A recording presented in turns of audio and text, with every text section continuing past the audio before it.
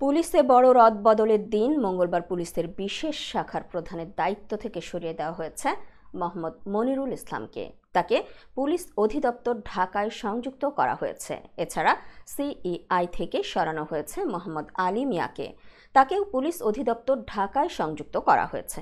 মঙ্গলবার স্বরাষ্ট্র মন্ত্রণালয়ের জননিরাপত্তা বিভাগ থেকে এ সংক্রান্ত একটি প্রজ্ঞাপন জারি করা হয়েছে।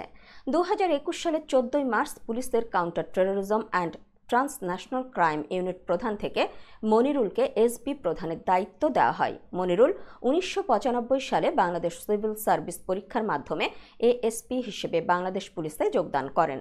তিনি গোয়েন্দা শাখায় 9 বছর এবং স্পেশাল ব্রাঞ্চে 2 বছর দায়িত্ব পালন করেছিলেন। এছাড়া তিনি সিটিটিসির অন্যতম প্রতিষ্ঠাতা কর্মকর্তা। আওয়ামী লীগ সরকারের আমলে তিনি বাংলাদেশ পুলিশ পদক ও রাষ্ট্রপতি পুলিশ পদক পেয়েছেন।